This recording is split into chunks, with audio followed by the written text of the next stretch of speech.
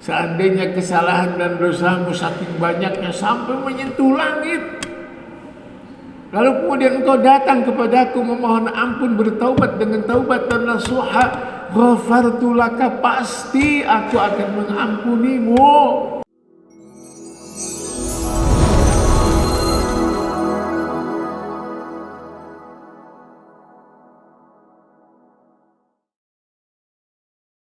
Bismillahirrahmanirrahim. Assalamualaikum warahmatullahi wabarakatuh.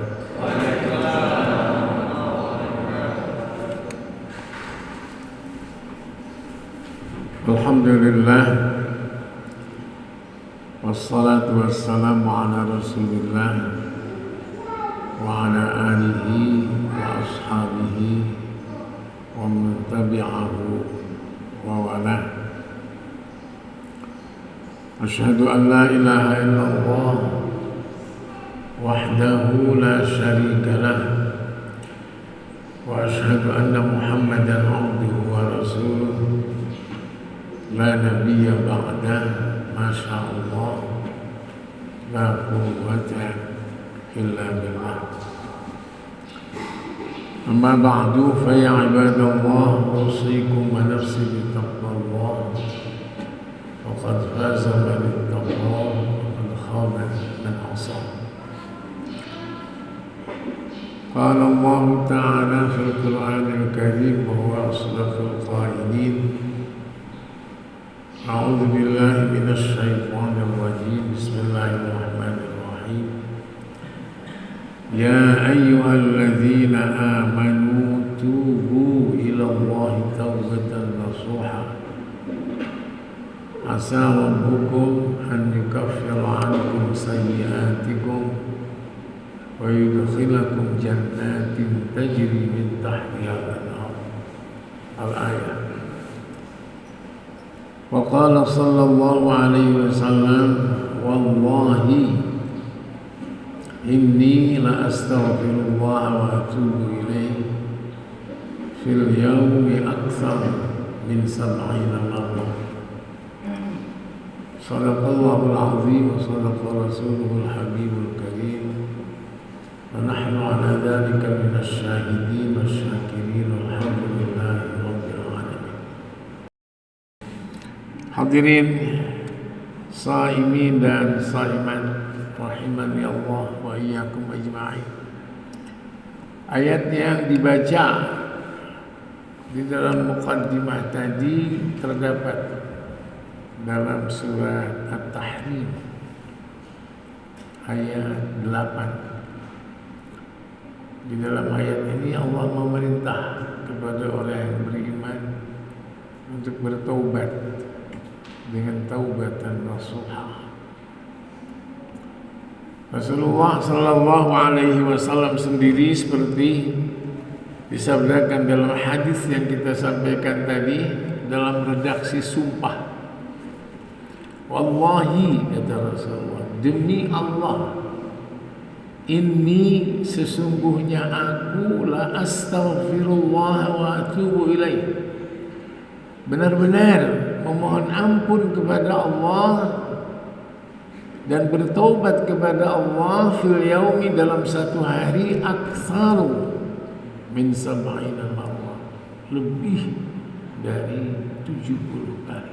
Dalam hadis yang lain lebih dari 100 kali. Jadi apa yang akan disampaikan ini kalau dikasih judul, mengapa Allah memerintahkan kepada kita untuk bertaubat? Mengapa kita harus bertaubat? Judul ini dipilih, kita sekarang sudah memasuki 10 hari yang penuh dengan ampunan Allah Subhanahu wa ta'ala.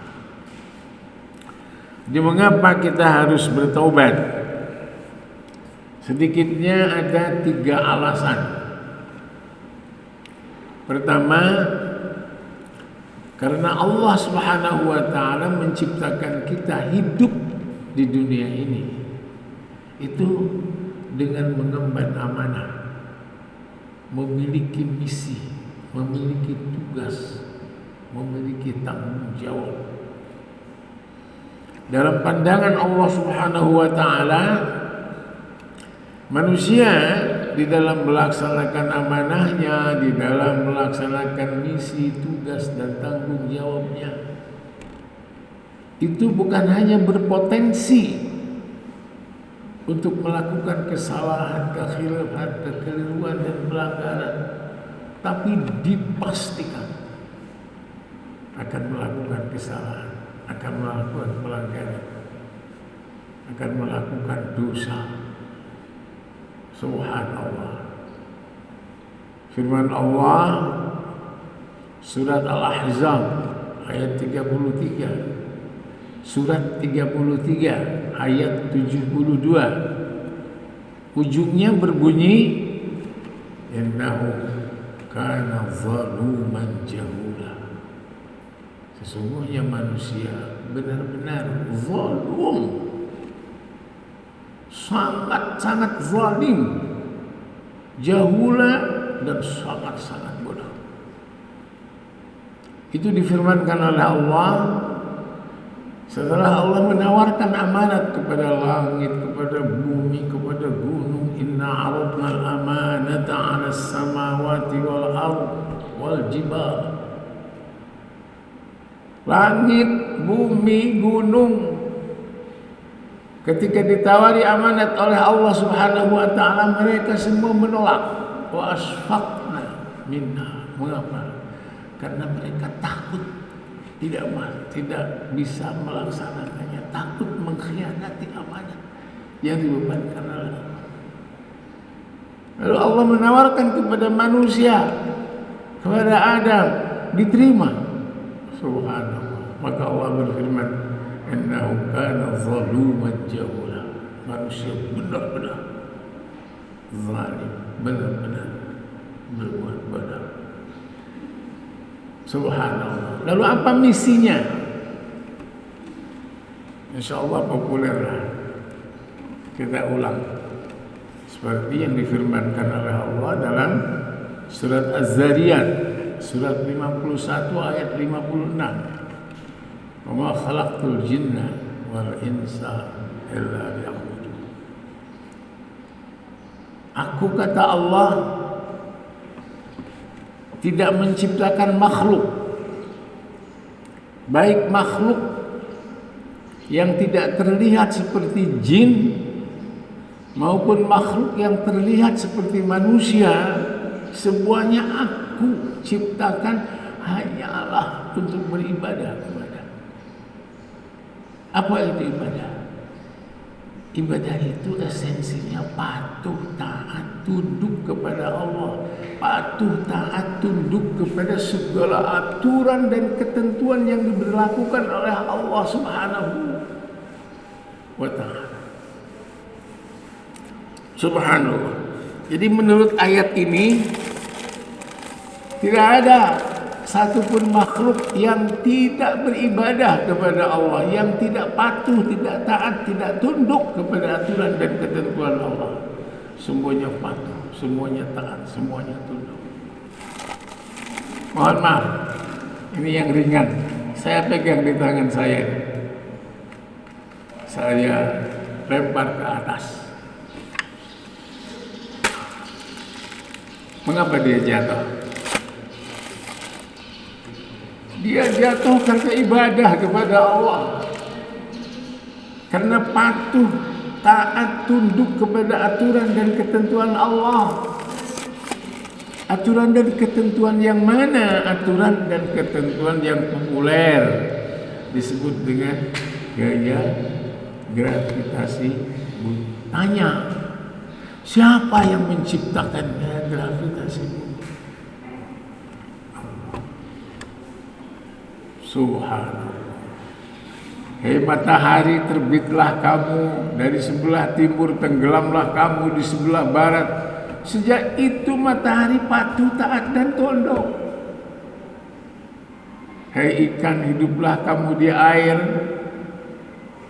Sejak itu ikan patuh, taat dan tunduk. Hei manusia, hidup kamu dengan jantung, dengan paru-paru, dengan darah, dengan oksigen, makan kamu, minum kamu. Ada manusia yang bisa menentang aturan dan ketentuan Allah? Tidak bisa. Tidak bisa. Hanya saja manusia berbeda dengan bulan, dengan matahari, dengan bintang, dengan ikan.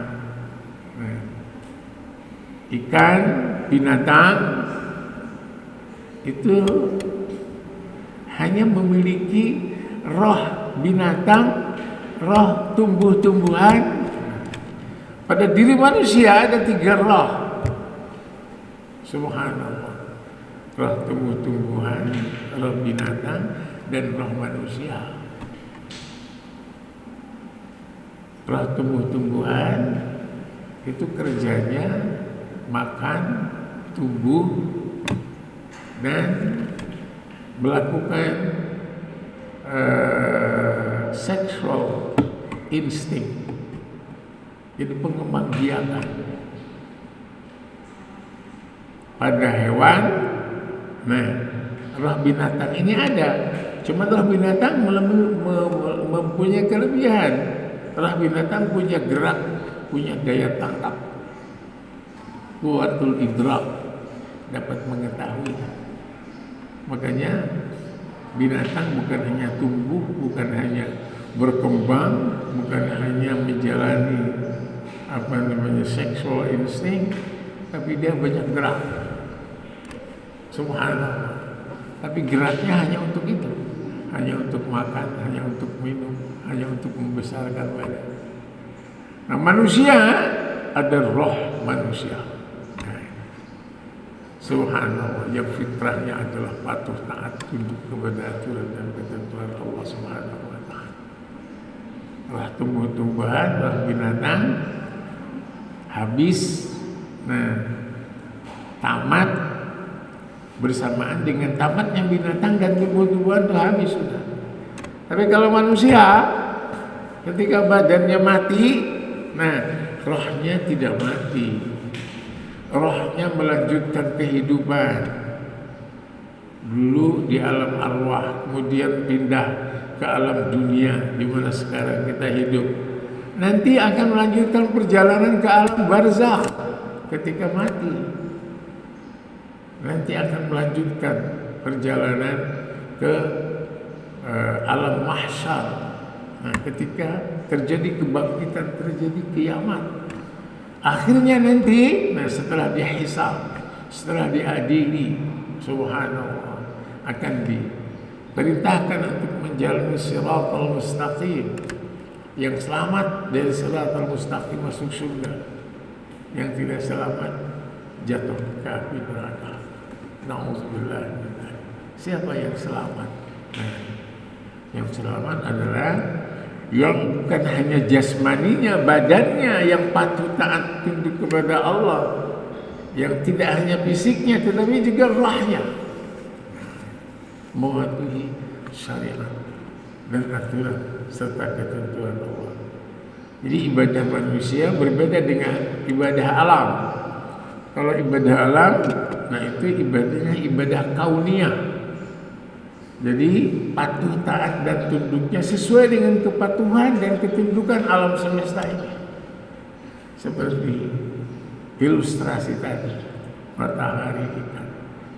Tapi manusia ibadahnya tidak hanya kauniyah, tidak hanya patuh taat dan tunduk kepada aturan dan ketentuan alam yang populer dengan sunnatullah.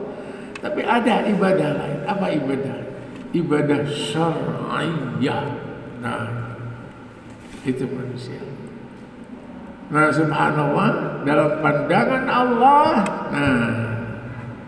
manusia di dalam melaksanakan amanahnya, misi, tugas dan kewajibannya bukan hanya berpotensi tetapi diniscayakan, dipastikan akan melakukan kesalahan, kekeliruan.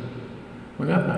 Karena kepatuhan, ketaatan dan ketundukan yang diperintahkan oleh Allah kepada manusia itu ketaatan, kepatuhan dan ketundukan di dalam seluruh dimensi dan aspek hidup dan kehidupan.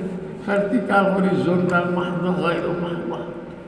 Mahdhahnya seperti salat, puasa, haji, membaca Quran, zikir dan sebagainya. Ghairu mahdhahnya, horizontalnya, mematuhi aturan dan ketentuan Allah dalam seluruh aspek hidup dan kehidupan. Dalam kehidupan pribadi, berkeluarga, bermasyarakat, berbangsa, bernegara, dalam kehidupan sosial, ekonomi, politik, dalam cultural, universal, dan dalam berbudaya, berkebudayaan dan berolahraga. Subhanallah, mengapa Allah memerintahkan untuk bertobat?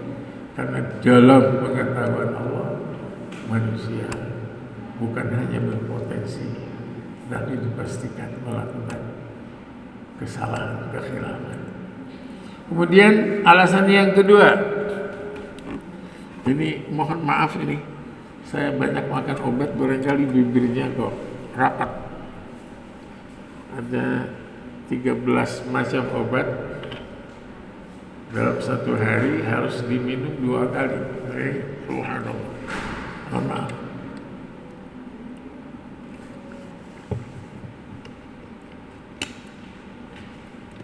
Alasan yang kedua mengapa harus bertobat? Karena Allah juga menciptakan nafsu di dalam diri manusia. Apa itu nafsu? Esensi nafsu ialah kecintaan terhadap dunia. Itu nafsu. Subhanallah. Seperti difirmankan oleh Allah dalam surat Ali Imran ayat 14, zuyyina linnasi hubbus syahawat, dan selanjutnya, dijadikan indah dalam pandangan manusia kecintaan terhadap wanita-wanita, terhadap pria, kecintaan terhadap anak, kecintaan terhadap harta kekayaan yang melimpah, yang banyak. Bentuknya macam-macam, minaz zahab wal fiddah, bisa dalam bentuk emas, perak, wal khail al musawwamah, dalam bahasa sekarang bisa dalam bentuk kendaraan mewah, bisa dalam bentuk properti lain, sawah, ladang dan sebagainya. Subhanallah. Sebenarnya nafsu ini merupakan karunia, rahmat dari Allah. Tidak bisa kita bayangkan seandainya Allah tidak menciptakan nafsu dalam diri kita, dalam diri manusia, sepi hidup ini. Tidak ada keinginan, tidak ada persaingan, tidak ada kompetisi. Ujung-ujungnya tidak akan ada apa yang disebut dengan budaya, kebudayaan dan peradaban. Tidak akan ada. Subhanallah. Hanya saja, nah, ada 2 sikap terkait dengan nafsu ini, syukur, kufur. Kalau kita dapat mensyukurinya, artinya dapat menjaga, memelihara, kemudian memanfaatkan nafsu itu, kecintaan terhadap dunia itu sesuai dengan aturan dan ketentuan Allah, ini ujungnya surga. Fa amma man khafa maqama rabbih wa nahan nafsa 'anil hawa fa innal jannata hiyal ma'wa. Tetapi bagi orang yang tidak bisa mensyukurinya, dia kufur terhadap nikmat Allah, dia tidak bisa menjaga, tidak bisa memelihara, tidak bisa mengendalikan. Sebaliknya, manusia itu yang dikendalikan oleh hawa nafsunya, sehingga menghalalkan apapun yang diinginkan, maka terjadi pelanggaran, kemaksiatan yang luar biasa. Ujungnya, kalau itu yang terjadi, fa innal jahima hiyal ma'wa, kata Allah, ujungnya adalah jahim. Ini alasan kedua, karena Allah menciptakan nafsu dalam diri manusia. Yang ketiga, mengapa harus bertaubat? Karena Allah mempunyai kasih sayang yang luar biasa terhadap manusia. Subhanallah. Suka terhadap orang-orang yang bertaubat.